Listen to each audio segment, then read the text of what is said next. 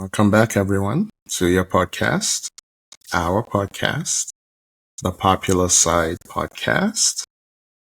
As always, you have Mr. Inka Yusuf. Good evening, my people. How are we all doing? And Aki K. We are recording on Monday evening, the 24th of November, 2025. That's my fault. Before you're telling on yourself. Yes, let me tell You're on telling myself. on yourself before I tell on you. Before you tell on me. I wish the world worked like this, you know? It's my fault. But very soon it will be your fault. I know. You are the usual suspect. Next week it will be my fault. I know you're just on vacation. You are the usual suspect. I'm on vacation from all my vacations. All your vacations. You are the usual suspect. But yes, this time around it's my fault. We could have squeezed it in yesterday, but yeah. Yeah, we could have. But Yinka was so euphoric from the big North London derby. And he just couldn't, he drank too much, couldn't get himself to a computer. Too much goat milk. Too much goat milk. I had too much goat milk. Oh my goodness. Too much good milk. But anyway, nice to see everyone again. Yeah, same. Yinka is away this week, so he's playing a away game this week. But we got to keep keeping on. We do this for the people. Yes, we do. There's a lot to get through. As always, I feel like we say that all the time, but it's true all the time. We do. Yeah, and no matter how much we try to squeeze in, we still get accused by the usual suspects and row of not talking enough about Barcelona. Yes, So yes. Please let's start with La Liga. And Ro wants to remind you there are 5 big leagues in Europe, and to stop only talking about the EPL. So I've delivered the message I was sent.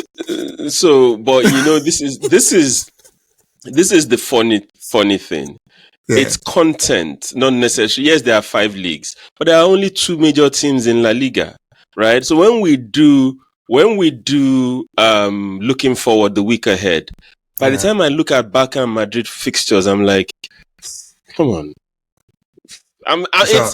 There's nothing enticing there. You don't care what Ødegaard is doing? You don't care what Ødegaard is doing? Do you understand my point? Even Enro does not care what Ødegaard is doing. I'm sure if I ask the young man to list all the 20 teams in La Liga, he will have to go to Google and search. If you get what I'm saying. Yeah. So it's not our fault, right? Yes, those are arguably the 2 biggest teams in Europe, but they're in a league where the other 18 or whatever the number is. 18. Yeah, you can as well not talk about them. That's the problem.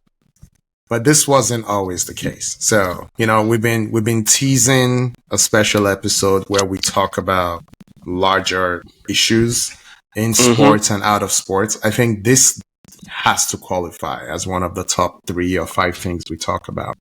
Yeah. The looming and ongoing decline of La Liga. I mean, I don't want to say that La Liga has declined, but the numbers tell us it might be in decline.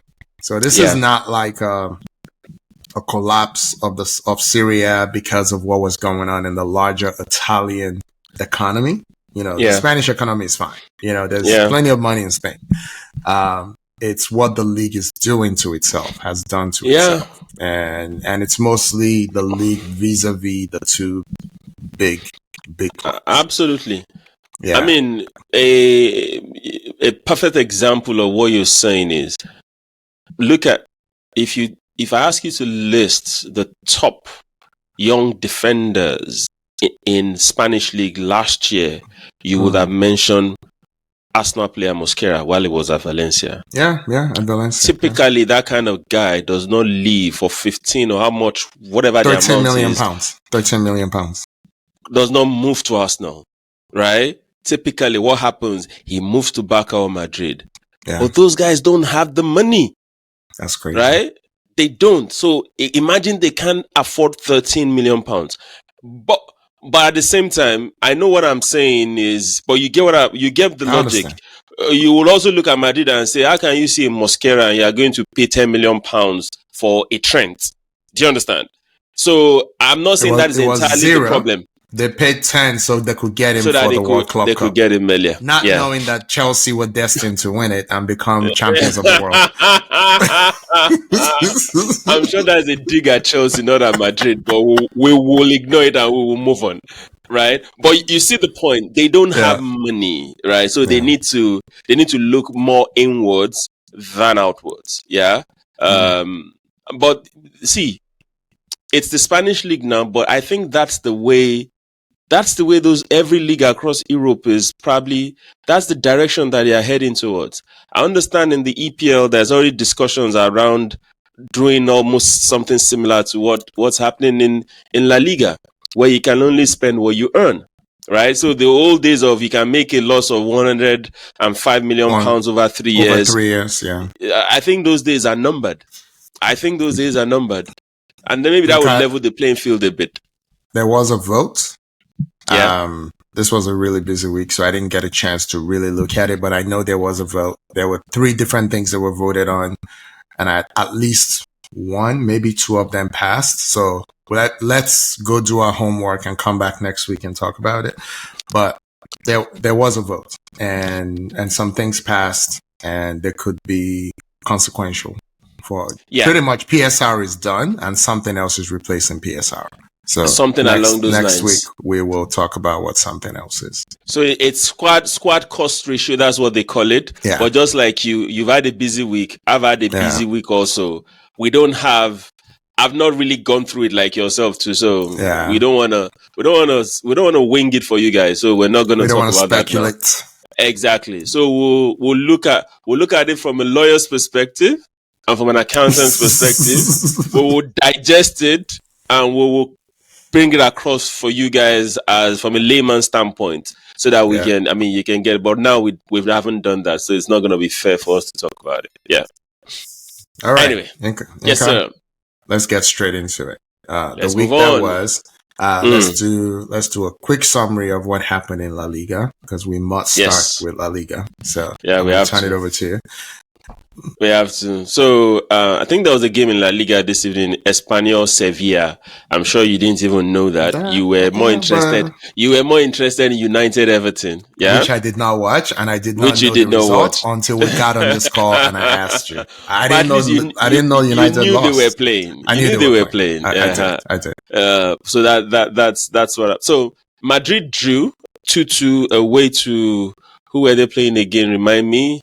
Not Oviedo. It wasn't Oviedo. Oviedo to Darren. Elche. For a minute I thought it was Oviedo, so I was like, it can't be Oviedo. Oh my God. That's terrible. Terrible. Elche, they drew away to Elche. Elche had a red card. Birmingham equalized, I think 3 minutes to the end of the game or so. But the good news is Barca, on the other hand, Barca walloped Athletic Bilbao 4-0. So the lead that was once 5 points is now down to a point. So this is Madrid's lull. This is their how do I put it now? This is them, they've been performing very, very highly before, but now they're having a dip, and only God knows how long this dip will last. Yeah. But there's still a point ahead. They looked. The Liverpool game seems to have done something to them. They broke them. I think so, and also I think there might be some internal issues with Vinny Jr. and that whole Mbappe, because I read something earlier on today that he's removed Real Madrid from his Instagram profile and stuff like that. Maybe maybe in-house things are not going well. The squad relationship and the squad, the interactions within the squad might not be where it should be. I don't know, but Madrid don't look the way they looked at the beginning of the season. Barca, on the other hand, they're still firing offensively. The Bilbao game, Bilbao scored 4. I mean, Barca scored 4, but Bilbao had some decent chances until they got a red card too. But give it to Barca, they were clinical. They beat Bilbao 4-0. So La Liga is down to a point between the two. And right now, we were saying El Clasico, the next leg will determine the league before. But now, it seems these guys are not even... It seems that they're what we call Odeshi in local parlance. I think the Odeshi with the rest of the league is beginning to vanish. Madrid's drop points with the local clubs. Barca too, they've dropped points with the local club. So let's see who wants it most or wants it more out of those two. It's a two-horse race. It's always been. Every other person is just fighting for European places and, and fighting for their lives in general. Atletico Madrid also, I think they were away to Getafe also. Yeah, they were away to Getafe and they won 1-0. But on the table right now, Madrid on 32, Barca 31, Villarreal still waxing strong. Villarreal are just 3 points behind Real Madrid.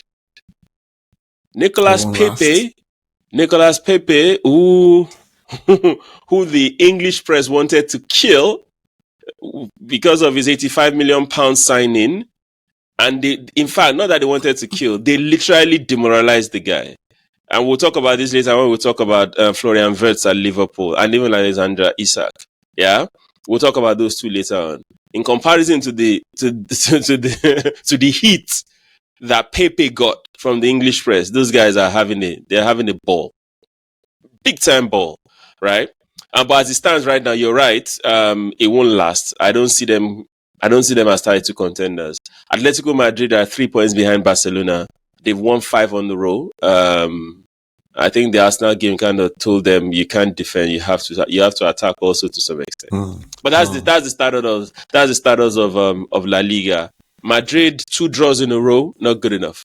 Absolutely 2 draws matched by 2 wins from Barca. That's really the key. Because if Barca were also dropping points, then the status quo will be maintained. But we started with 5 points between them. And then Madrid have they've drawn twice. So 2 points out of a possible 6, dropped 4. And Barca took maximum points. So that's, 6 points versus 2 points. That's how we got here. But Onyinka, real quick. Nicola Pepe, 73 million pounds, I think. I think it was 73 million because I remember around that range. When Chelsea bought their goalkeeper, now Arsenal's goalkeeper. What's his name again? Kepa. Arrizabalaga. Yeah, so when they bought Kepa was 72 million. And this guy was 73.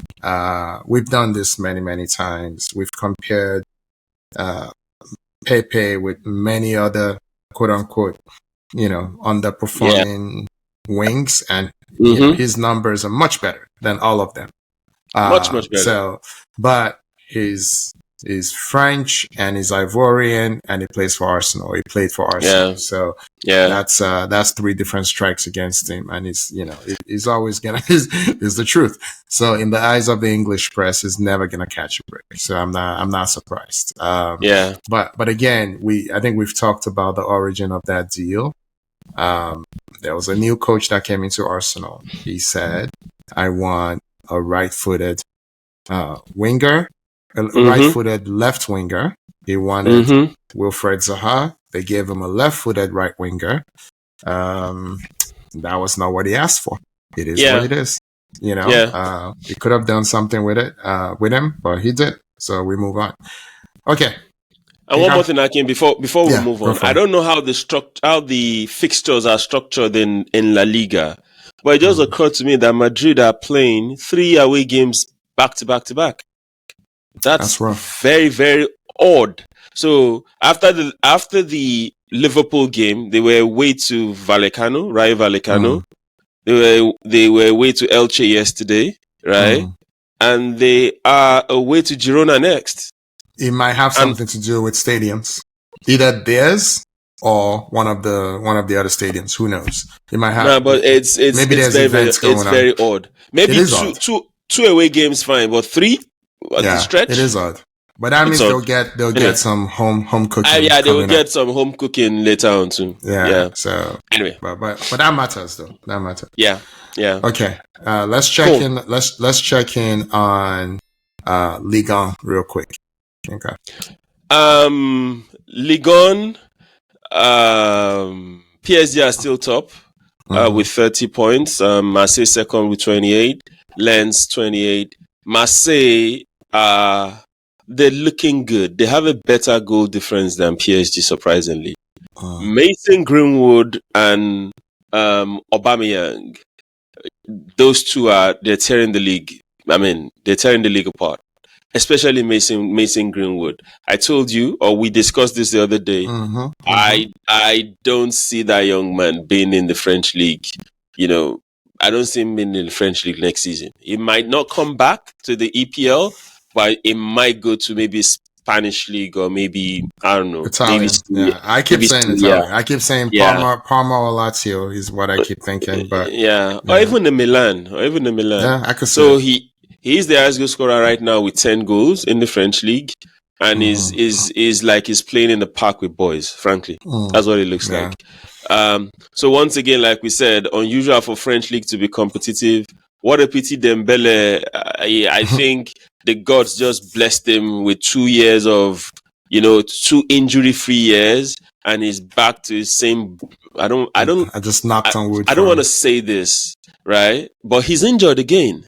He is. He's down again, which is quite unfortunate. So PSG, they've had the battle with injuries this season, but the squad is coming back gradually. I think Hakimi is also injured again. Not too sure about Hakimi's own, but they will still win the league. Marseille might just, give them little headache. I think what they're playing for is to retain their Champions League as against, the league on. Marseille, keep trying, make it interesting, but I think PSG is still going to win it at the end of the day, frankly. Yeah. So I think they will. I can say very confidently that PSG will not win the Champions League this year. I can also say very confidently, you, that PSG will win Liga. Yeah. And I hate to do this. I really hate to do this, but the quality of Liga cannot be that good if Aubameyang looks good in it. Aubameyang. No, I'm being real. Like, did Aubameyang play against Nigeria? He did. Okay. Did he do anything? But that's Gabon. No, did he do anything? No, he didn't do anything. Okay. But in his defense, let me just say this. Historically, while he was younger, he was a striker that could do something by himself. By the time he got to Arsenal, he was more dependent on being serviced rather than creating for himself. Right? So at Marseille right now, it's based on pure service, man. Right? Against Gabon, he didn't get any service. He wasn't going to do nothing. Let's be realistic. Yeah? But I get your point. But what I'm saying is the Marseille team, they're a good side. So they will always create chances for him. And most of his chances are tap-ins. He makes the run, which he can still do. He can still be that wily fox in the box. But if you expect him to be, on the left side, take on 2-3 defenders, that's not him. Before we move on from Ligue 1, Akin, Worthy mentioned Paul Pogba played for the first time in how many years? 4? Probably a long time. In terms of talent, Aki, when I saw this young man at United, I was like, this at 17, 18, I was like, this guy shouldn't be. This guy is good. It's too good to be messing around with these people. He's way ahead of them. And to some extent, he's had a fantastic career. He's won the World Cup. Yeah. Mm-hmm. And he wasn't just a squad player as part of winning the World Cup. He was a key player in that squad. Right. I'm quite unhappy what transpired between himself and his brothers and his family and all that nonsense. But I'm kind of happy that he's back playing football. He's back doing what he loves. I wish him all the best. Yeah? All right. Well said. Well said. In a way, this is not a apples to apples comparison. Mm-hmm.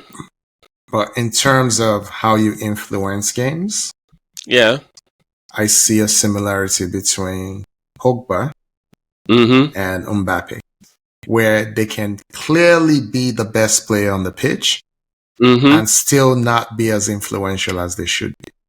I see.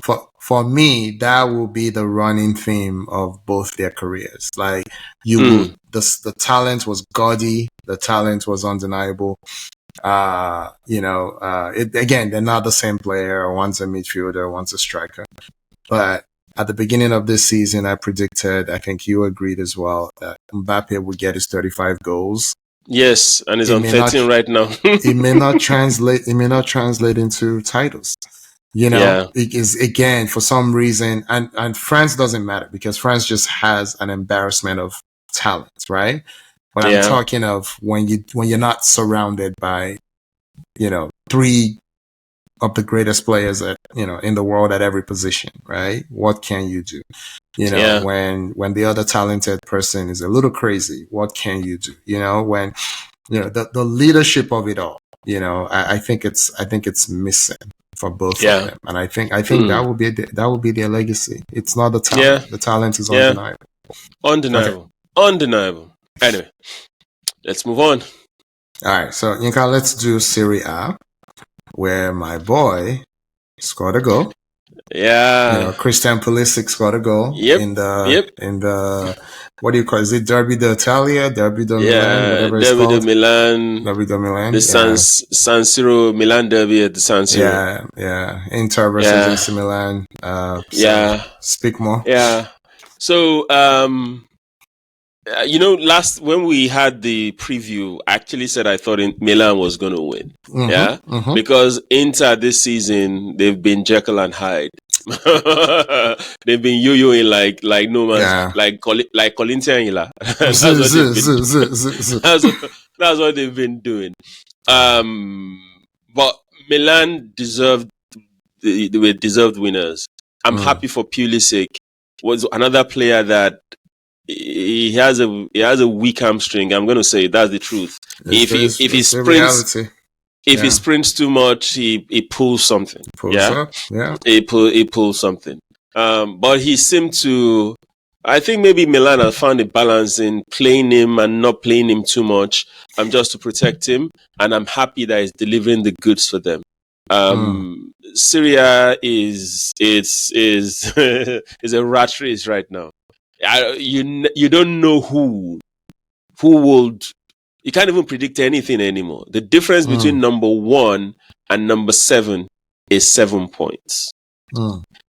Let me make that worse. The difference between number 1 and number 5 is 3 points. Wow. Yeah. Wow. So you have Roma on top now, Milan second, Napoli third, Inter fourth, Bologna 5th. Now you still have Como and Juventus. They are 6th and 7th with 21 and 20 points.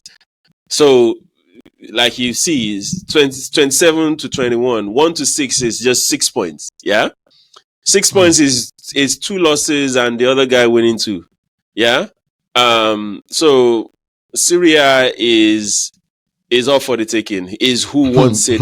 Who wants it most? I'm looking at the form of all these teams. There's no consistent team here, right?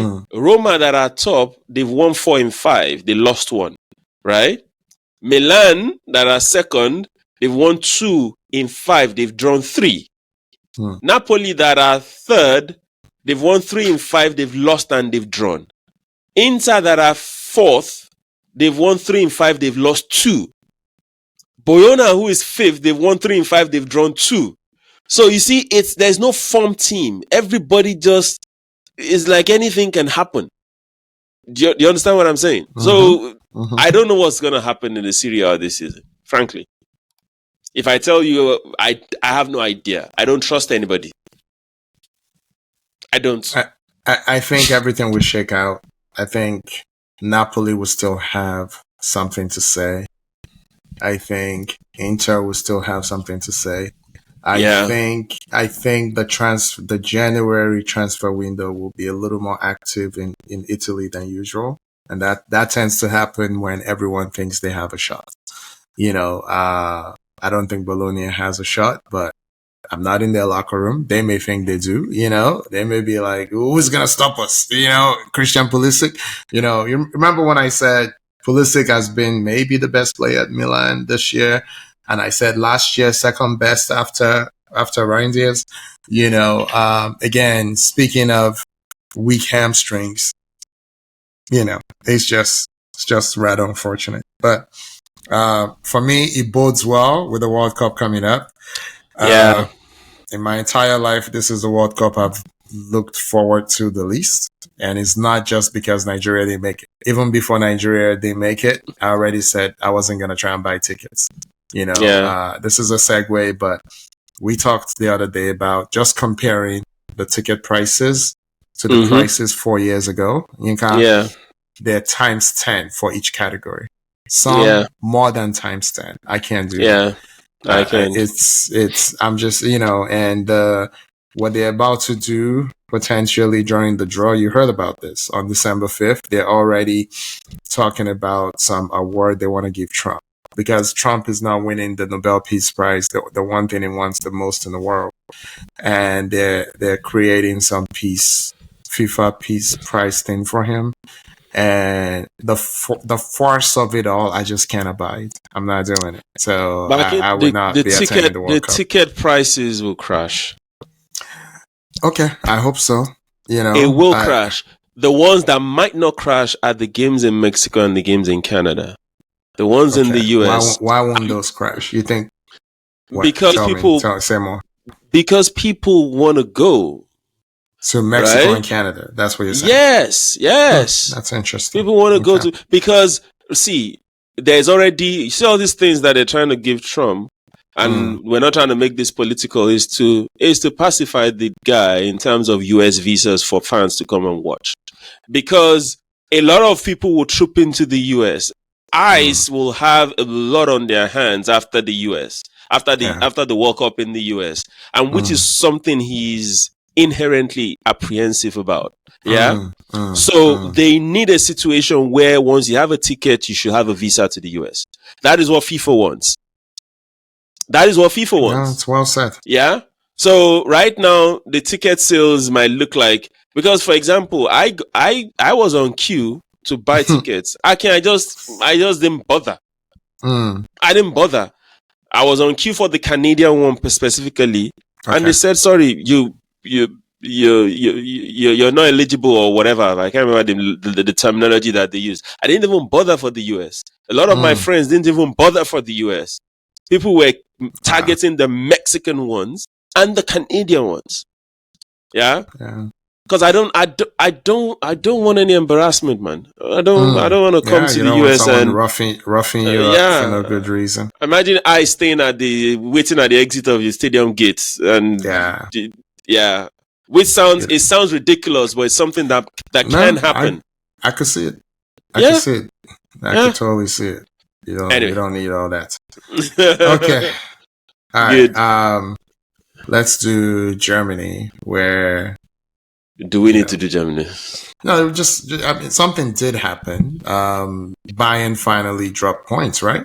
Didn't they drop points? But that was last week. What did they do this week? They hammered Freiburg 6-2. Oh, I saw that. I saw the highlights of that. I saw that. They hammered Freiburg 6-2. They were down 0-2. They were down 0-2 and then scored 6 on replied, as they say. Yeah. I remember when we thought Dortmund was going to be a contender. You thought. I never thought. Because I mentioned Leverkusen and Leipzig, you're like, those guys, yeah. Now Dortmund is behind Leipzig and Leverkusen on the table. Dortmund are fourth now. They're not a serious club, Yinka. We always talk about this. They've never been. They've never been. You know, they've never. I think since the days of Matthias Summers. Yeah. Once that was the '96 class. Yeah. Okay. Was that was the same set that had Christian Vieri. Yeah. Last Ricken.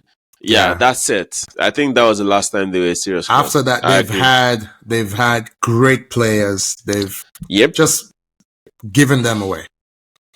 You know, imagine you have Haaland and Bellingham at the same time. And before that, you had Aubameyang and you had Lewandowski. So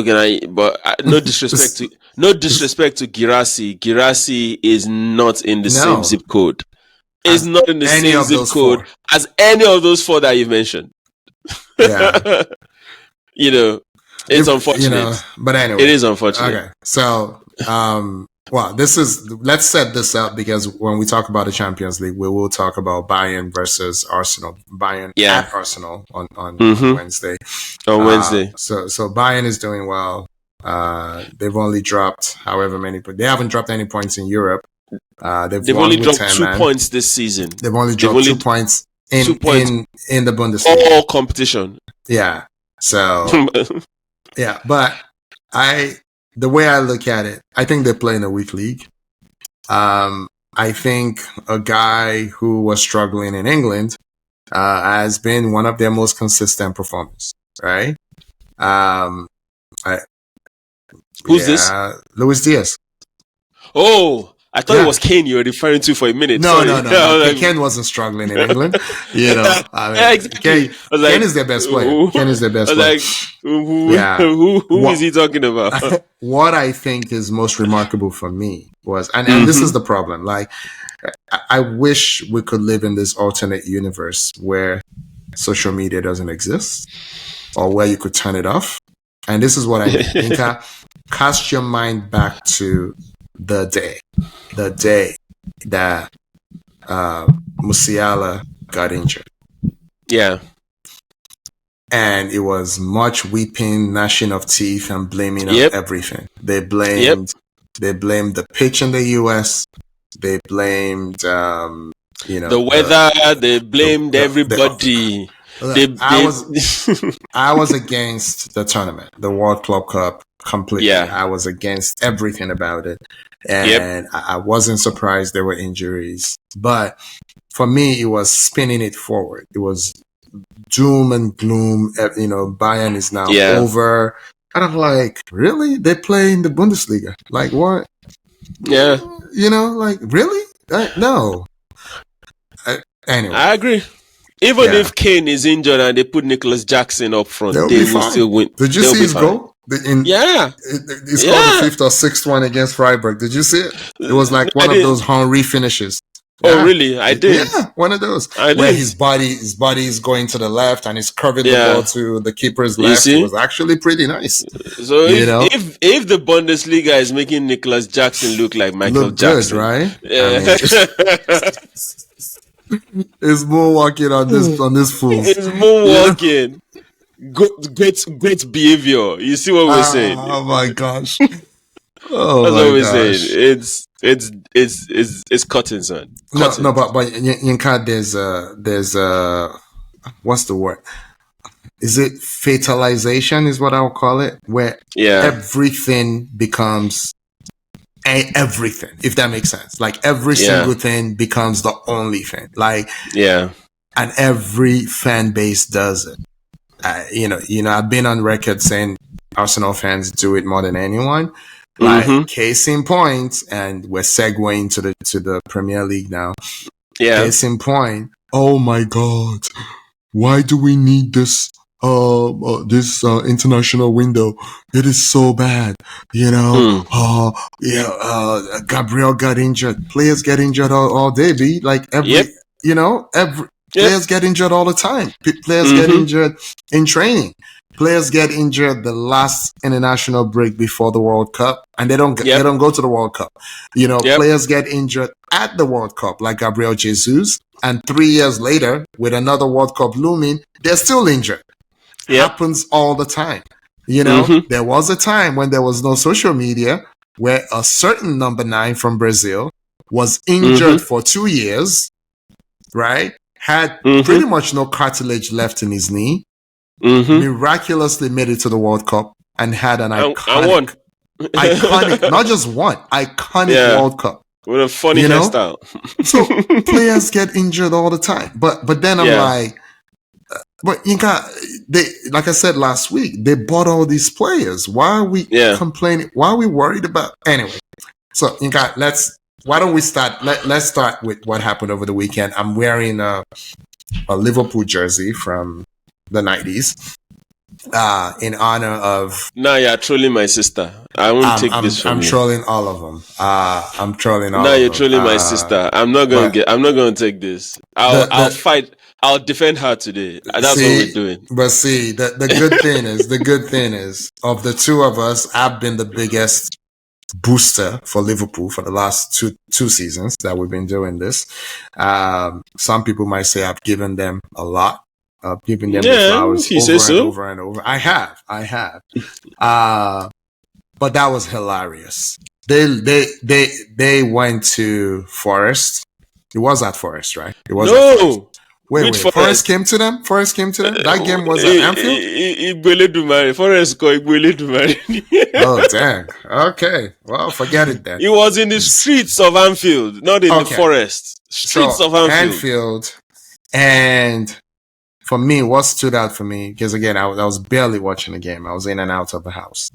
So I saw the highlights later. What stood out to me was how bad the refereeing continues to be in England. Because at 1-0, I thought Forest had a stone cold PK. They stepped on this man's ankle, almost broke it. Almost broke the ankle. They went to the VAR, they're like, nothing to see. I'm like, really? That's a PK. Yep. It should have been a PK to Forest at 1-0. Yeah. No, it gets worse. It gets worse. And then a Forest player chests the ball. They're like, no, handball, no goal. I'm like, what are we doing? It didn't even come near his arm. So, do you know why that wasn't overturned? Tell me, not clear and obvious? If the ref had given a goal, the goal would have stood. Because it wasn't clear and obvious. So this clear and obvious is very, very subjective. What is the threshold for what is clear and what is obvious? The goal should be to make the right call. And not everything. Like, not every, nit-nat type foul should be adjudicated. But a goal, as in a GOAL goal, a football goal, is a major event. And what was not clear and obvious about that? What wasn't clear and obvious about that? It was wrong. It was very, very clear and obvious. They should have sent him to the ball didn't even touch his hand. No. Even if it had, Akin, based on the view that we all saw, it was still within the sleeve area. It wasn't below the sleeve. And the refs have told us that once it's the sleeve, it's fair. It's not a foul if it's the sleeve. But now what are we talking about? You cannot touch the ball in any build up to a goal. So that's the new clarification. No, even if it's accidental. Yeah, but I hear you. And even if it is a sleeve, I thought the sleeve is still there. The sleeve is still there. They said if it's the sleeve, the shoulder, your sleeve, all this place. But they should have sent him. It's fair play. They should have sent him to. They don't know what they're doing. It's so bad. They don't know what they're doing. The ref today, United Everton, I sent off Idrissa Gana Gueye. By the way, do you know that guy is like 36 or 37 years old? No, I didn't know that. Gana Gueye. Football age or real age? Is football age. That's crazy. Is football age, Akin. I'm like, this guy. He looks so young. He doesn't look it. He looks young. He plays young. And he runs non-stop. I'm like, whoever. I'm gonna get his official age. Just give me a second. Anyway, when he was sent off today, he had a bust up with his own teammate. He didn't even slap his own teammate. He just kind of pushed him away, and the ref sent him off. I'm like, That's sorry. Crazy. I've never seen that before. Maybe there was a time, it was Eric Dyer, the shorter Dyer that was at Newcastle. I know what you're talking about. Kieran Dyer. He was a little bit of a nut job. Yeah. Yeah, and Liboya fought once for when Newcastle. That was a proper fight. Remember. It was proper fisticuffs. They punched themselves. Yeah, that's fair enough. But this one, it was just a scuffle. And the guy came and he sent him off. I'm like, what kind of nonsense is this? Or 2 yellows? Straight red, Aki. Wow. Idrissa Gana Gueye is 36 years old. I would not have guessed. I would have guessed 29, to be honest. I guess 24, 25. What are you saying? Really? Wow. I would have guessed 29. I feel like 36 years old. That's amazing. But your point on refs, I completely agree. Right? Remember the goal that Van Dijk supposedly scored against City that was overruled for blocking the view? For Robertson, right? Robertson was in front of the goalkeeper. Similar thing happened. The Liverpool game. And even the Arsenal game. So in my opinion, so hear me out, all of them are goals. Even the Van Dijk one, for me, it's a goal. Right? Wow. See, you need the rules. They are misinterpreting the rules and they're taking it too far. Yeah? If the guy is offside, you have to be sure that he's blocking the view of the goalkeeper and the ball. If the goalkeeper can see the ball, it's a goal. Stop all this nonsense of saying, oh, you're interfering. No. We are here to see goals. Yeah? Don't bring up rules that are messing things up for people. I thought Van Dijk's one was a goal. I could not disagree more. And here is my counter, right? Okay. It's a privilege, right? That you were really offside, and we're saying we'll make an exception. You were offside. We're saying the bar for where you were part of the play, right? I think that bar has to be very low, meaning any kind of movement at all affects the game. And I say that because we know goalkeepers. Goalkeepers are crazy people, right? You don't know what kind of movement affects the goalkeeper. In my opinion, everything going on in front of him affects him. And Yanyinka, before you say no, think about all the scuffles that happen in boxes, right? 10 times that happens outside the box and the referee doesn't do anything. But if you touch the goalkeeper like this while his arm is going up, that's a foul. And you score from it, no goal. Right? Because they protect goalkeepers. I think I just want consistency. I think if I can't touch the goalkeeper while he's going up for a ball, then I shouldn't be dancing in front of him. Wow. So while I'm offside. That's my big I think I might agree with you that consistency is the bigger problem, but consistency is not around. If the Arsenal goal, if Eze's second goal, Eze's first goal stood, then Van Dijk's goal should have stood. I agree. Mourinho's goal that stood should have been cancelled. So I agree with you. You're saying all of them are goals. I'm saying all of them are offside. You know what I mean? Yeah. But it shouldn't be a mix. It shouldn't be a mix. Yeah, I agree with you. Because for me, there were 2 Arsenal players that were interfering. For me, they were interfering. The fact that Vicario touched the ball. He didn't almost touch it, but he actually touched the ball. I cannot prove a negative. I can't prove that if those guys were not there, he wouldn't have seen the ball. 0.01 then second they should earlier. Change the law, because the law says is you have to be blocking the view of the of the goalkeeper, right? So if VAR is checking, VAR will be saying, where's your eyesight? Where's the ball? If you can see the ball, right? Then you're not, even if those guys are offside, because we've seen this before. Remember, multiple years ago, Granit Xhaka, I can't remember the striker that scored the ball. Granit Xhaka was away from the goalkeeper. And the refs, they misinterpreted and they said it was offside. I was like, I'm not even near the goalkeeper, So I think what's easier is offside is offside. Don't because for me, you're giving the attacking side the benefit of the doubt. You're giving them a privilege. I think put the onus It's hard enough to score a goal, I understand, but it's also really hard to defend when everybody's coming at you. So I think that's a tough one. No? I know. It's going to be tough. On people like Martinelli that there's no offside they've seen that they won't run into. You need to learn to learn that part of the game too. That you know what? Because now what will happen, Akin, is interfering will now be a problem. It will be on the defensive side. What happened to Xhaka will now happen multiple times. You see somebody that is by the goalpost. Yes, he's offside. And they will say, oh, this guy is here, so he should be offside. That's what I would support. No. Hey, that's what I would support. That's what I would support. You have to interfere with play for you to be offside. Or there will be a problem. There will be a major problem. I hear you. But anyway, going back to Liverpool, Aki. I know I kind of packed Florian Wirtz, right? I feel for the guy. I think the talent is there. No. I thought you said you were been nice to Liverpool. Please don't do that. Don't do that. I feel for the guy. The talent is there. Yeah. And also,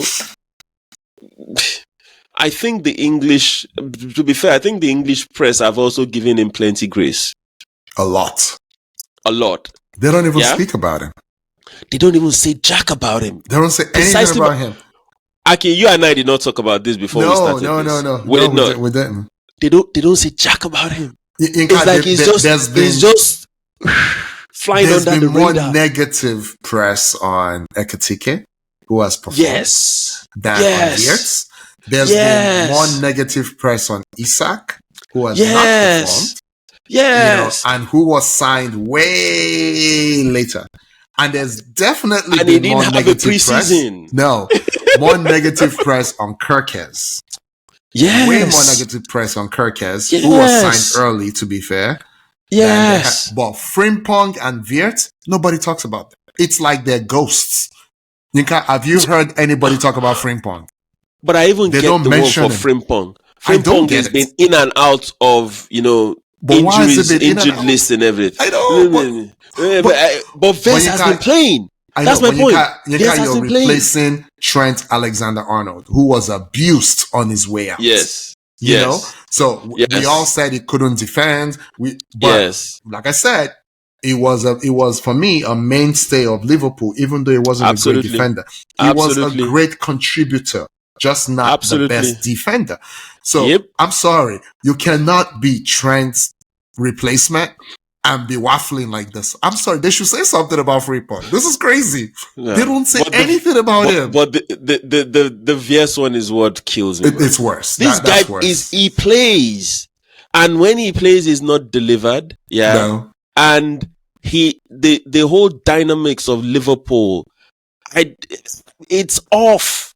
Akin is off. See that game, the Forest game. And by the way, this is Forest's second in 2 seasons, back-to-back wins. They beat them last season. They beat them last season at Anfield. They beat them again this season. So the point I was making, Liverpool look off. I'm sorry. Konate is an accident waiting to happen. Van Dijk looks like a shadow of himself. Someone said somewhere, 34, 35. That is like what's going on in Liverpool is like this white baby that you have. One day is not there. Then you just wake up the next day, all of a sudden you just feel the white baby. And that's what's going on with Liverpool. Stress. Right? I know when all of mine came out. There was a certain period I was working like a madman, and I woke up the next day and it's all gravy, and I'm like, what just happened? And it's all gray. You're wondering what's going on. And the thing is, you can't reverse it, not naturally anyway. You can't. You can't reverse it. You can diet. You can't reverse it. Once it comes out, that's it. And you know what? Slot has tried to go back. He has tried to go back to the basics. Play the same team like what he's been like they played last season. Yeah. But it's just, you see, this is why I talk about funk. And I mentioned this. We thought they were out of the funk, but the funk is still chasing them all over the place. Yeah, right? That's real. It's this chasing them all over the place. That game, Liverpool didn't play badly. That's the annoying part. They didn't play badly. They played well. Because Liverpool have very good players and Liverpool is a really good team. Yinka, if I may, I don't think I've ever said this on the podcast before. I think, so if you give truth serum to Slot, he would tell you his plan in the offseason was to be aggressive, was to not be complacent, right? And to be aggressive and to take a good thing, a great thing, and try to make it even better, right? I give him a lot of credit for that. That is not something a lot of humans would do. Like the human thing, right? Is to save what you have. Like what we have, we hold, right? That's the human way to go, right? It's the few exceptional people who go, yes, we just got a 10 out of 10. But now let's go rewrite the test. Let's go change the game. Like that. So I give him credit for that. But I think they misunderstood the problem on the team. They thought the problem was, well, let's pile it on offensively. You know what I would have done if you really want to do something crazy? Right? You get the next Alisson. I'm not sure how much the Villa is. You get the next Alisson. Next Van Dijk. You absolutely get the next Van Dijk. Yeah. Right? Not because you're chasing him away, not because he's not going to be the captain. Right? But you get, so I'm like, how did you let Nkapie go to Arsenal? I didn't let Mosquera go to Arsenal. Bro, you and I follow this Arsenal team like crazy. We didn't know Nkapie was gettable. We did not know until 2 days before it happened. We did not. Even when I first heard the rumor, I'm like, come on. I thought it was crazy. After they bought 7 players already, they're not going to get Nkapie. And then I even saw the rumor and they said he's coming on a loan. With an option to bam. Like, come on now. You know what I'm saying? It's not possible. So I don't think that they don't know how to scout. I don't believe that. Because they got Szoboszlai. Look, I can't even. But Szoboszlai was tearing the Bundesliga apart. No. That's not my point. No. My point is they know when they want to go get a great player, they know how to go get a great player. Think about their midfield, right? Gravenberch and McAllister and Szoboszlai came from 3 different places. Fair point. They came from 3 different places. They're all excellent in their own right. Yep. But for some reason, they didn't think they needed help in the back, which is kind of crazy to me. So I'm like, how can you miss this? Because that's where this begins and ends from. So, Akin, is it time that we give Klopp more credit in terms of talent identification and saying, I want that guy, I want that guy, I want that guy, right? Because the only person missing in this whole Liverpool setup that made them spend £500 million on things that people that they don't necessarily see. I get the Isak and Ekitike. We lost Jota. God bless his soul. This guy, what's his name? Nunes went to. I get all that, and that's why you bought those 2 guys. Fair. And Wirtz is supposed to be replacing Harvey Elliott, best number 10 in the world. I get all that, but Frimpong, Kirkes, that back line, you didn't know you needed cover. You bought an 18-year-old Italian, good talent, but he's out injured now. If he was available, would he have really strengthened your defense? I don't think so. I'm sorry. I don't think so. So it's like they wasted, not that, well, I think they wasted a window. They wasted a window. Yeah, they wasted a window. Perfect way to say it. I was going to say they wasted money, but I think it's they wasted a window. I will respond to the Klopp thing real quick. Yeah. The answer is yes and no, right? Klopp went many, I don't know how many windows where he didn't rebuild that midfield. Where he kept playing Henderson year after year after year and kept bombing down the flanks from his right back and left back direct to Mane. So is that the yes? Is that the yes to the answer or the no? That's the no, right? That's he has his own flaws, is what I'm saying. No, I think he's saying this is how I want to play. I intentionally want to overlook my midfield. And if you're being fair to him, if not for City that was a juggernaut, they would have worked. It would have worked. But, I was saying at the time, even though they were winning or almost winning, they were scoring 92 points and 99 points, that this is a really bad midfield. And he seemed to realize it. I agree. And then his last season, he built a real midfield. Right? Yeah. And he still didn't play them. He built it, but he had Gravenberch on the bench, Aki. Yeah, he did. For a significant part. So this goes to, this is how I want to play. So this is on Slot. Slot is saying, this is how I want to play. You have defocused, if that is the proper word. Salah. Because Salah was the end game in Klopp's play. Yeah, but now Salah is just, he's a side dish. I think he's not the main dish anymore. I think everybody's just off.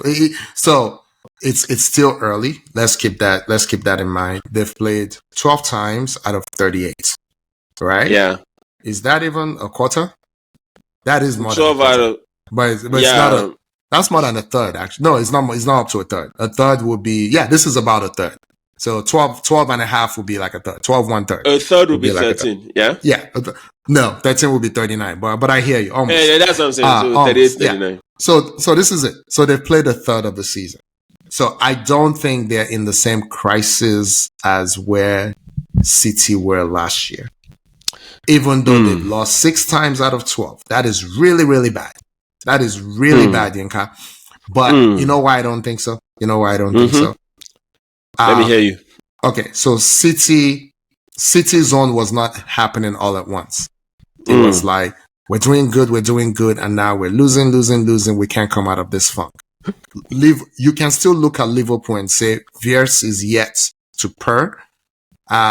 Isak knows how to play in this league. He will score goals again. Right?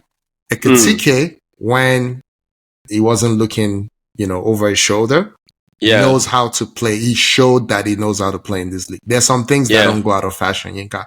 Yeah. Give me service. I know how to make the runs. Those two guys know how to make the runs. Those two guys will start for any and every team in any league in this world that we live in, because they play in a certain way. You can kind of say they need service, but not need service in that I'm stationary, I can't move, you got to pass me the ball. It's like they can play with any dynamic forward mate or team or midfield mate. It doesn't matter to them, right? Yeah. Very few players, they're making the runs Aubameyang used to make 7 years ago, 6 years ago.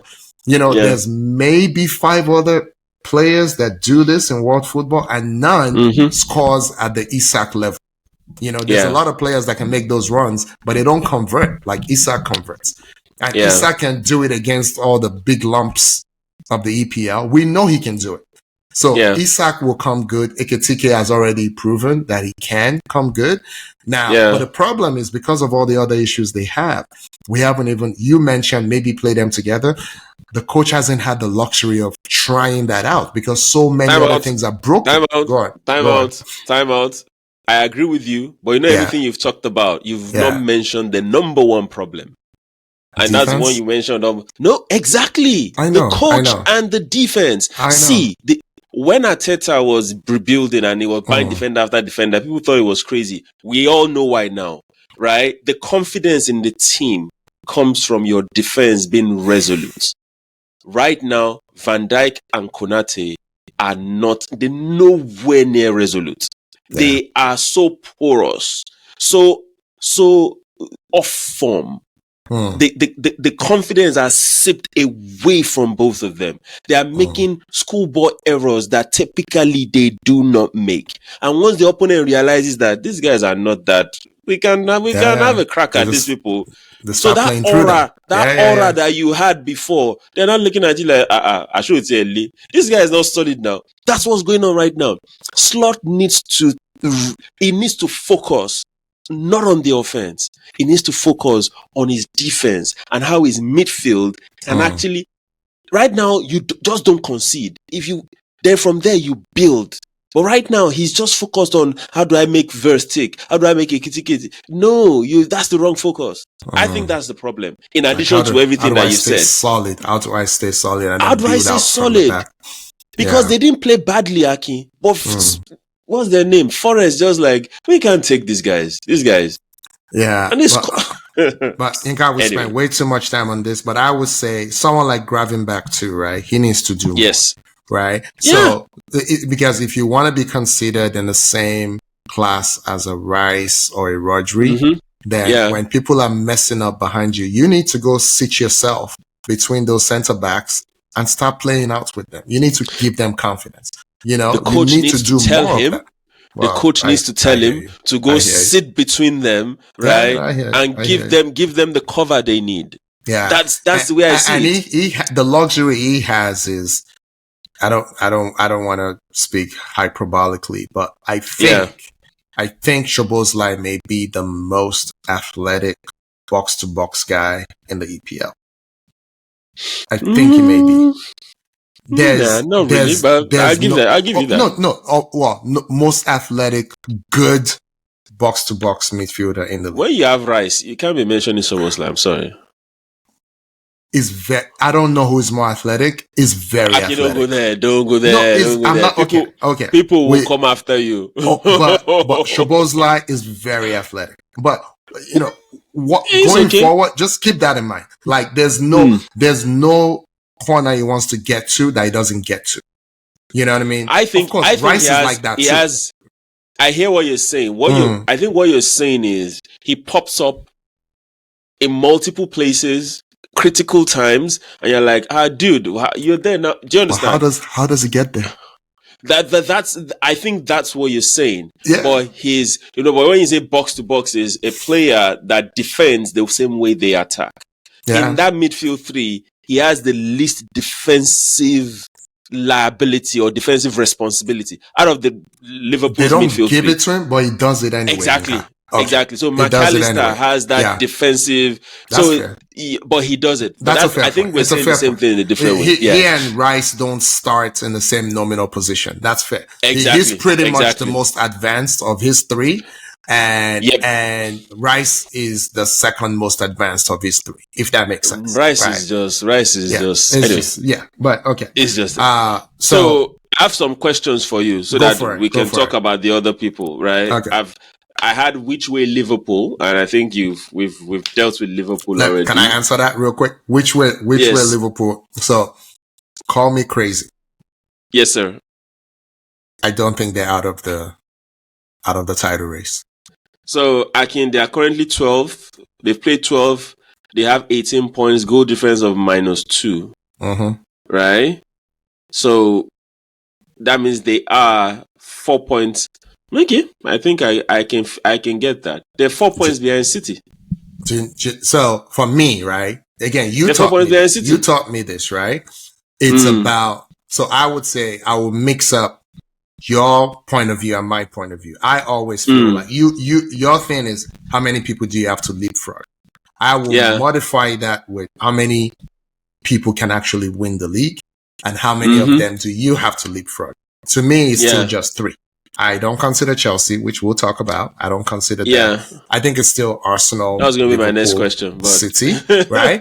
So you're right to go straight to City. Okay, they're only 4 points behind City. They're 11, I think, behind Arsenal.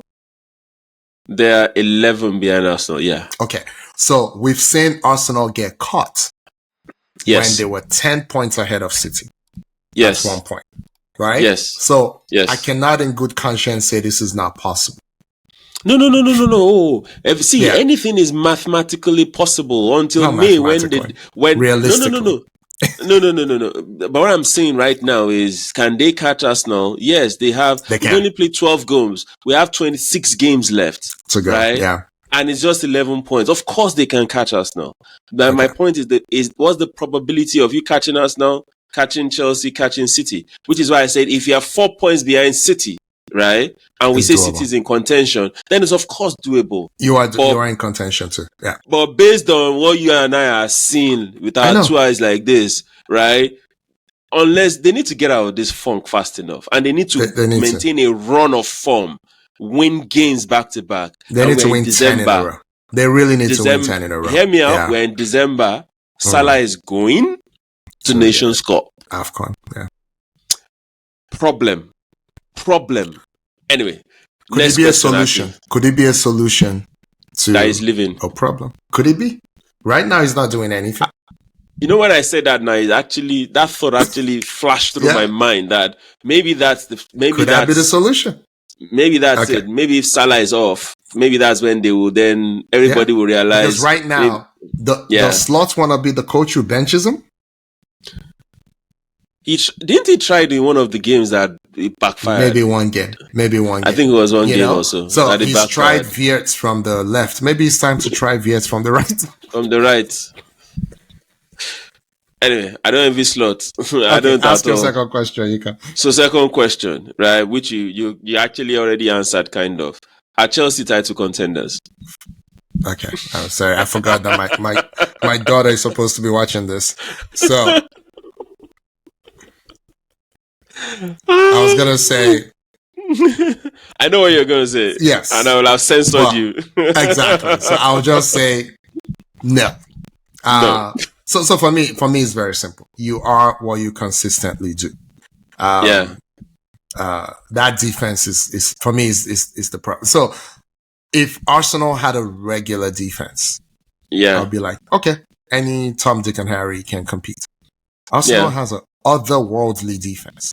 So for me, for you to defeat Arsenal, not one-on-one, but over the course of 38 games, then because the defense is, in my opinion, world class, the midfield is completely in control of every game. Yeah. You need a Holland. You need a beast up front. You need to be as good up front as they are in the back. Yep. You know, so the reason City are contenders is not because of Ruben Diaz. Yep. Is not because of Doku. It's because Holland can score 9 goals when they play Leeds can score 9 next goals week. In one game. He probably will score 9 goals against Leeds. So unless you show me the Chelsea equivalent of Holland, you know. So the kid, the Brazilian kid they bought and jettisoned João Pedro. I think he scored 4 goals, maybe. Yeah, roughly, maybe. Yeah, and the last one he scored was his first in over a month. Right? Yeah. So again, he's one of these guys who has a lot of activity, but ultimately not a lot of work done. You know, not a lot of work. And they have many like that, where they just pop. At the end of the day, they're as likely to go and draw at Burnley as to go to Burnley and win 2-0. You know? So for me, they're not contenders. So follow-up question. Follow-up question to this. So if perchance they beat Arsenal next week, perchance, are they title contenders then? No. So I would say this again. They can beat Arsenal. Yes. They cannot beat Arsenal easily, but they can beat Arsenal. They have. I thought. You know, I'll tell on myself. I was worried about the North London derby. I thought Spurs had enough. I said it. I thought. I said at the beginning. I told you that I thought at the beginning of the season I wasn't worried about Liverpool. I wasn't worried about Man City. I was worried about one or both games against Spurs because they were going from Postecoglou to Frank. Because of the high energy, because of the history, the last 6 before this weekend, 1 draw, 5 losses against Arsenal. You know, because Son is gone, Kane is gone. What's Kudu's gonna do? You know, I was worried about all that.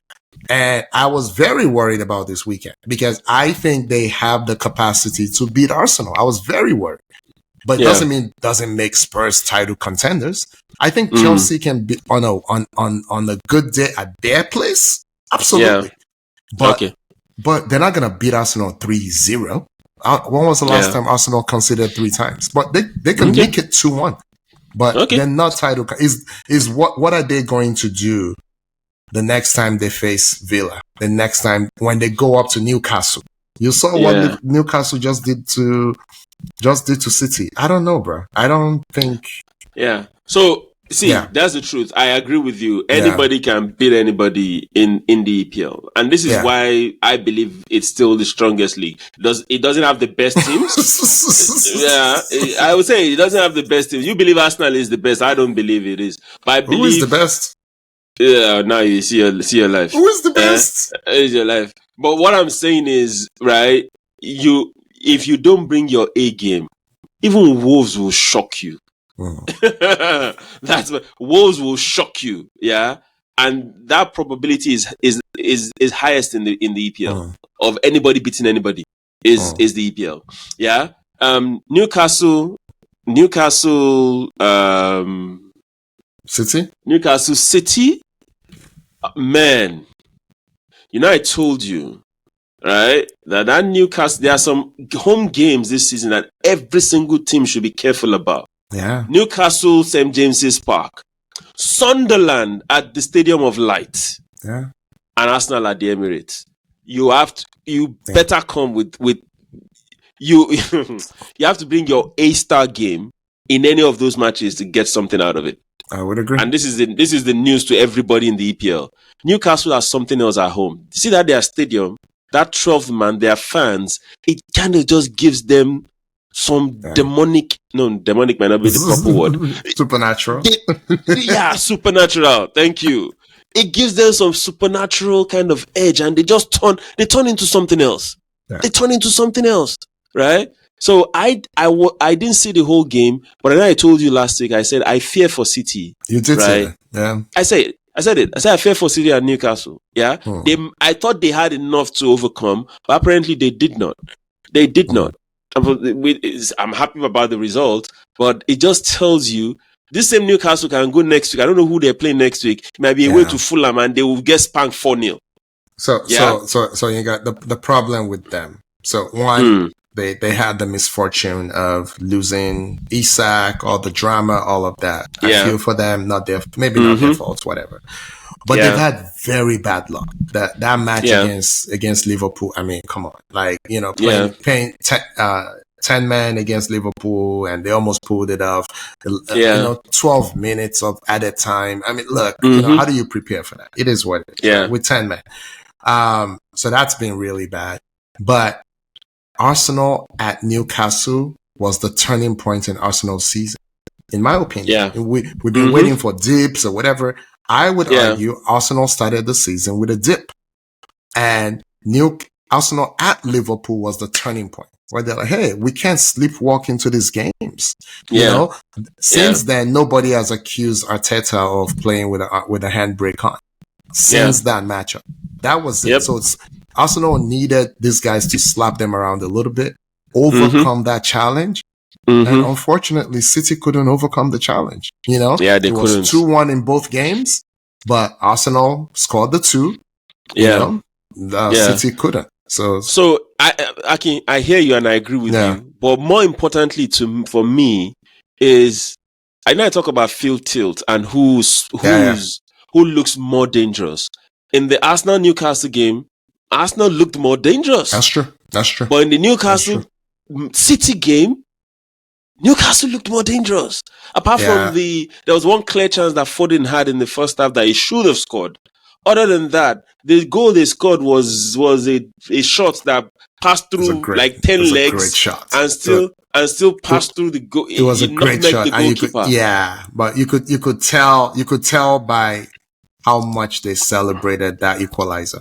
Yes. You could tell. Yes. Things were not going great for them. Things were not going great for them. Things were not going great for them. So let's wrap up EPL with Arsenal. I know we've gone overboard, but I was going to ask you, when are we going to talk about the North London Derby? We have to talk about the North London Derby, right?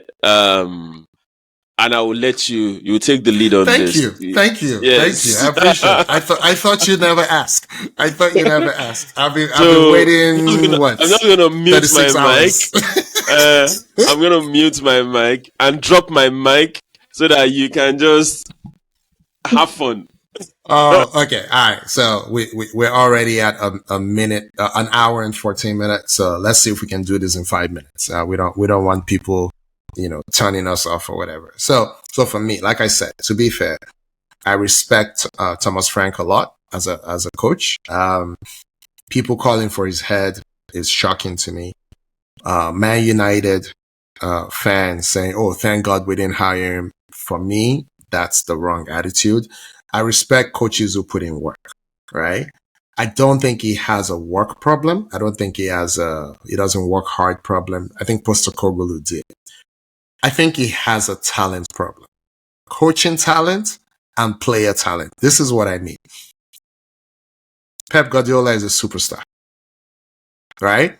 Pep Guardiola might be the best manager that ever lived. It's not perfect. There's no perfect managers. Arteta has shown that he's not as talented as Pep Guardiola. But he has also shown that he knows how to move chess pieces on the board and that nobody would outwork him, right? So when you take Arteta is like your solid A student, right? Pep Guardiola is Einstein, right? But I think Thomas Frank is like a B, maybe B plus on a good day, right? And I say all this to say he came in for the goalless draw. He came in to play for the goalless draw. You've been warning me when I said, hey, they don't lose away. They don't lose away. They're like, yeah, but they just go there and they play 5 at the back. You know, you were saying it and I didn't listen, you know, but I could not be rational about this because this was the one match I could not afford for us to lose. I just don't like losing to these guys. And we haven't lost to them in a while. And I was worried that while we're focused on Liverpool and Arsenal and even Newcastle, these guys might slip, you know, we might slip up. I don't want us to come to a point where we're beating them when we were not good. And now that we're good, we're losing to them. Can't have that. So, but I say all that to say, these guys were dreadful, Yinka. So for people who say, set piece again, ole ole, Arsenal scored 4 times. Let people hear my laughter. 4 times from open play. Arsenal did not score a single. They scored 4 times. Not one of them was from a set piece. Not only that, these guys, the Spurs were so desperate that every time they got free kicks from their own half, they pushed everybody. They pushed everybody into the Arsenal box and had their goalkeeper lump it. Yinka, I've never seen anything like that before. I've never seen anything like that. That's how desperate they were. And then I go through the whole thing. I'm like, Eberechi Eze said he prayed to God for a hat trick. Yes. That morning. And he got a hat trick. I'm like, can I get the same faith that this guy has? I'm like, what are we doing? You know? I'm like, this man has the power to change the axis of whatever it is God is thinking. You know? I'm like, he must be the most faithful man in the world. I mean, I know he's a nice guy and everything, but everything is just working for him. Everything is just working for him right now. You know, he had the good sense, some might say God-given sense, to say no to Spurs, to call Arteta and say, hey, you're really trying to get me? What are we doing? And then he comes in, you know, people immediately, the people who wanted him the most, it took them 2 games to flip against him. Yes. Because like I said, you can't trust Arsenal fans. They're the worst. Yes. They kept saying, is this, is that. It doesn't do enough of this, enough of that. He goes up against his old team, Crystal Palace. Mm-hmm. Nothing was going in that day. He scored a really good goal. And then to score, Yinka, this was the first North London derby hat trick since 1978. Yep. Harry Kane did not score one. As much as he scored against Thierry Henry did not score one. Dennis Bergkamp. Ian Wright scored 6 times in 12 North London derbies. Did not score a hat trick. Akin, you're going too far. Saka is yet to score a hat trick for us now. How about that one? Eze has scored. No, not. Nketiah has scored a hat trick, but not in the North London derby. The last Arsenal hat trick was Nketiah. People don't score hat tricks like that. Yep. And you know what, Yinka? It could have scored 4. It could have scored 5. So anyway, I don't want to go on for forever and ever, but obviously he was the man of the match. or Yeah. as they say now, player of the match. I don't know why we have to say that, but that's okay. But the work that Declan Rice put in yesterday, I feel like I say this 3 times a year. Oh, that was his best performance in Arsenal jersey. Yeah. We saw in the past calendar year, we've seen that at least 3 or 4 times. So I don't know if I can say that again, that was his best performance in the Arsenal shirt. Because I feel like every 3 months I say that. It's just that good, Yinka. It was it's good. Just it was that good. And this time, it was snuffing out passes. It was doing the thing we just said Gravenberch should do. Yeah. It was doing it. It was doing it. And again, we don't have a lot of time, but Trossard, again, in the off season, every Arsenal fan wanted to get rid of him. Wanted to get rid of Martinelli. Yeah. This season, so since he came into the club, he has more goals and assists than anyone else for Arsenal. Now, to be fair, Ødegaard has been injured a lot. Saka has been injured a lot. But since he signed that January, 3 or 4 Januaries ago, he leads his team in goals and assists. If you add goals and assists together. Yeah. Right? This man is 32, But again, man management. They gave this guy a pay raise. Instead of selling him, they gave him a pay raise. He has held down that left side of merit. He's arguably been our best offensive attacking performer. Not arguably, he has been. Yeah, you think he has? He has been. Let's be fair to him. Gyökeres has done some really good things. Yeah. Eze, Saka, all of them. Nice. But out of all of them, Saka was really good yesterday. Yep. But there were 3 or 4 players, including his right side teammate, Timber. Yeah. Timber was all world again. Yep. So this was a game where Timber could have been man of the match. Yeah. Rice could have been man of the match. Nkapie could have been man of the match. Did not miss a head. He didn't miss any headers. That was what I was waiting. See, that game, while everybody was watching every other thing, guess what I was watching? I was watching Nkapie. I was watching Nkapie because like you said, Nkapie has always played the left-sided centre back left centre back of a back 3. Yes. When he was at Leverkusen, or he plays left back. Yeah. He plays centre back for Ecuador. I get that. Yeah. So I wanted to see how we fit. Yeah. I wanted to see how we fit alongside Saliba. Akin, that guy like did not a hand in a glove. He did not put a foot wrong. His passing is better than Gabriel's. His forward passing is elite. You know what's crazy? Yes. We went 82 minutes before mentioning Big Gabby. Yes. That's how good he is. That's how good Nkapie was. He was spectacular. The only person that got a knock for me was his name, Zubimendi, because he lost focus and he took the ball off him. Yeah. And that's the second time Spurs it was similar, the friendly game at the beginning of the season where they took the ball off Luis Kelly. But apart from that, Zubimendi the whole team was on point. It was the whole team. Calafiori pocketed Kudus. So, Yinka, I saw Kudus, literally saw his face pop up 3 times the whole game. I heard his name 2 times, not counting announcements. Yeah. But did I see him do anything? I saw him do something 0 times. Yeah. Anyway, so just to wrap this up, love Eze, well deserved. Oof. Yeah. Couple of other things. Spurs had XG of 0.07. They didn't have any single shot in the box. I told you this about Thomas Frank. Yeah. Frank is a Brentford level coach. He's an underdog coach, right? Yeah. It's like you've given, I don't want to call Spurs a Ferrari. That's a disappointment. They're like a nice Acura. They're like a nice Acura. Or maybe Tesla or something. You now Acura. Give him Acura. Okay, Acura. You now give an Acura to a truck driver. Yeah. That's what Thomas Frank is. He's a truck driver. A very good truck driver. Yeah. He will, they said to a carpenter, what do they put it? No. They say if your only tool is a hammer. every problem is a nail. Every problem looks like a nail. Yeah. Yeah.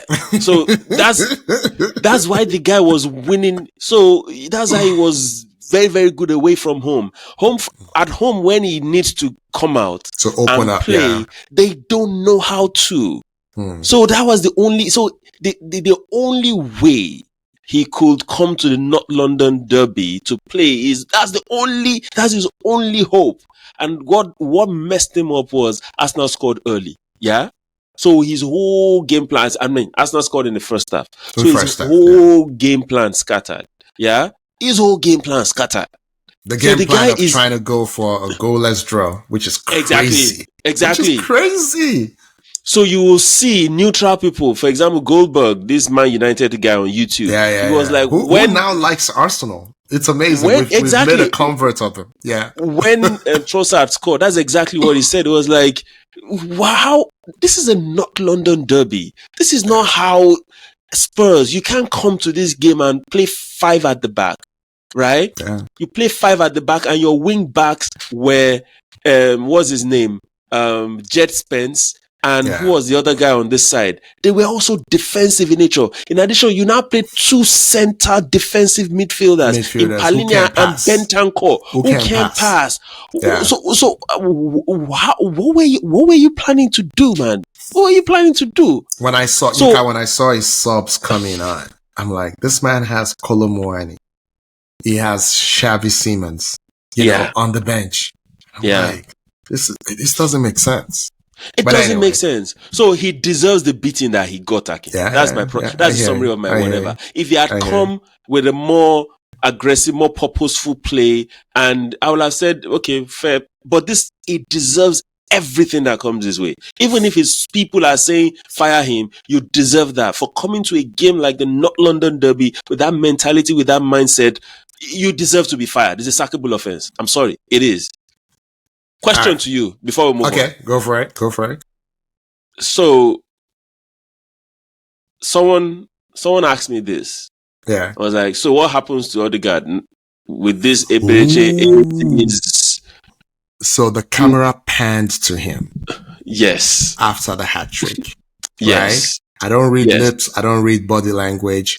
Yeah. I didn't see what other people are saying. Right? Yeah. They said Gabriel got out of his seat and was celebrating, and Ødegaard did not. Now, I think Ødegaard doesn't celebrate anything. He didn't jump up or anything. Exactly. Like, he looked worried. Gabriel was overly effusive. Exactly. And Ødegaard too was, it wasn't at the same level with Gabriel. I'm like, even when he scores, he's not an overly effusive guy. So I didn't read that much into it. Yes. So, okay, not because I'm an Arsenal fan. Yeah. I think in guys like Rice, Saka, and Ødegaard, you have a trio who are team first all the time. Yes. All the time. If you tell Rice right now that he needs to play center back, he's not going to ask questions. Good.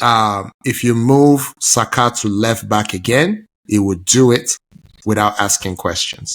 If you tell Ødegaard he needs to go on the bench, he will do it. You know, none of these 3 will be happy to do it, but you'll never hear any complaints from them. So the last player in the world that I would worry about is Ødegaard. And also, the person we're talking about is not a troublemaker. Eze is not a troublemaker. You know? So if you tell Eze he needs to be on the bench some games, he's not going to fight you. You saw how he handled the controversy after the England match. You know, he gave grace. Grace. I think we're just not used to the Vinny Juniors of the world throwing tantrums. We're not used to a team where guys genuinely like each other. Right? Yeah, and they're willing to play for each other. Yeah, where Eze and Saka are really good friends from England, where Noni, Rice and Saka are really good friends from England, where Havertz and Ødegaard are really good friends. I mean, you saw the people that went to the wedding. Yeah. So the Ødegaard's wedding, Havertz was there, Saka was there, and Trossard. Yeah. Those 3. I think those were the 3 that were there. So for me, and of course, Big Gabby is everyone's favorite. You know? Yeah. So I don't see anybody that would throw a tantrum on that team, which is why I told you that I didn't see Lewis Kelly going on loan. I didn't see any of these cats going on loan. There's no malcontent on that team right now. Yeah. Right now. And this is exactly what I told the guy. I said, the game that Ødegaard got injured in, guess who started together in that game in midfield? That game, it was Rice, Ødegaard on the right, Eze on the left. Eze on the left, yeah. Games that people will sit back, or what will happen is one of Zubimendi or Rice will sit on the bench. That's what I think will happen. Where you're playing a Leeds or a Wolves and they come and they want to be defense, just play those two. That's it. And play Rice or Zubimendi. And the one thing, I didn't think about this, but I forget who I was listening to. It may have been Gunner Blog. I think it was Gunner Blog. He was doing his on the whistle at the stadium after the game. And he said something about the one guy we don't have a direct replacement for is Rice. Is Rice. Yep. You've thought about it. I hadn't thought about it. Yeah, because it's Rice. I think we used to think Mourinho, but now it's obvious they couldn't be more different. There is no, so I'm like, you can. Mourinho is an impact player, not a game controller. He's not a game controller. Rice, we need, in fact, right now, I would say in January, you need to start looking for a Rice deputy. Or, if I'm Arteta, I will banish Lewis Kelly from left back. Yeah, put him in that midfield. And let him start understudying Rice. He's the closest thing to a box-to-box like Rice is. The problem is... He doesn't have his engine. He doesn't have his engine. That's what I was going to say. But his ball sense and all is... Yep. Yeah, and like Rice is also not a 6. He's also not... Like Rice is... Rice can play the 6. Is a Swiss Army knife. There you go. That's it. It's a Swiss Army knife. He can play center back. He can play anywhere. Anyway, quick one. Okay. The week ahead, Champions League, Chelsea, Barca, Arsenal, Bayern. What's your take? Who wins? Chelsea will be in London. Chelsea in London. I hope. So a couple things. So this absolutely affects the Chelsea versus Arsenal game on Sunday. Absolutely affects it, right? Because both of them would have played the toughest opponents they could possibly play in the Champions League, right? Yes. So, Chelsea are not going to rest players against Barcelona. They've already rested against Burnley. It was a B team that played Burnley. They're not gonna rest. They're going full throttle for both games. Most coaches in the world would rest players against Bayern if they were Arteta. I will. Not Arteta. Arteta would not. I totally agree with you. You know why? Because he was there when we were getting bashed 5-1 at Bayern. Yes. So this is personal. And it's against Vincent Kompany. He's not trying to have that blotch on his resume. I totally agree with you. What I'm worried about, I will play the Carling Cup team against Bayern. So I wouldn't play the Carling Cup team. I would. So I think I would start someone like Madueke. I would start someone like maybe not even Mosquera. But I would start someone like Martinelli because the Champions League has been his thing anyway. That's what I'm saying. I will start Ben White, Lewis Kelly, Mosquera. Calafiori in centre back, not even left back. Yeah. Ødegaard in midfield. Yeah. That's what I would do. Yeah. So, that's what I would do. But knowing this guy, it will start Rice again. I think it will start Rice 3 times in a week, which would be, trust me, which is not good. Is going to play. Everybody's going to. But you should not do that. You should not do that. You know. So I asked you for easy Chelsea, Barca, who's winning? Barcelona. Arsenal, Bayern, who's winning? If both sides play their best teams, Arsenal. Don't if me. Arsenal anyway. Arsenal anyway. Okay. Yeah. Okay.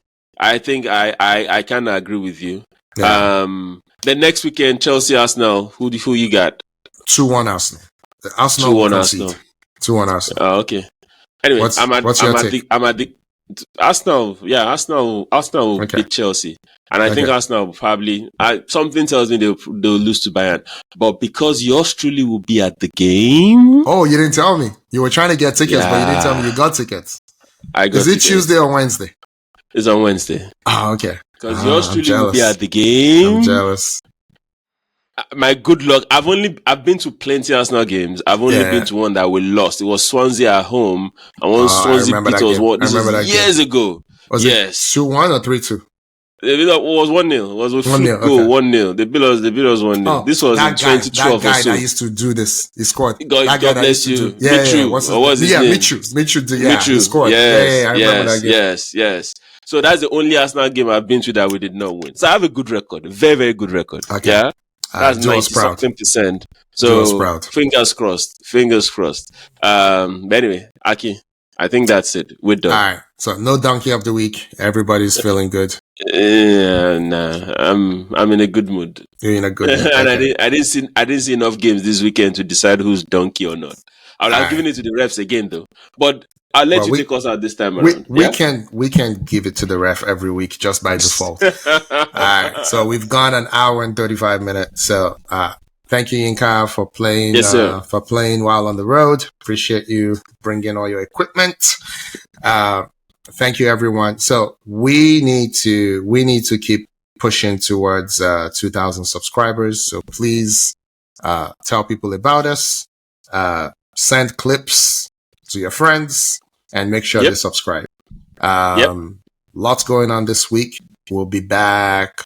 Maybe not Sunday. We'll see. We'll see. I have a wedding on Sunday. I haven't told you about that. So, so we may have to record on Monday again. But that's fine. We'll be back. Inca, travel safely. Enjoy the game. Thank you, everyone, and goodbye. Bye, people.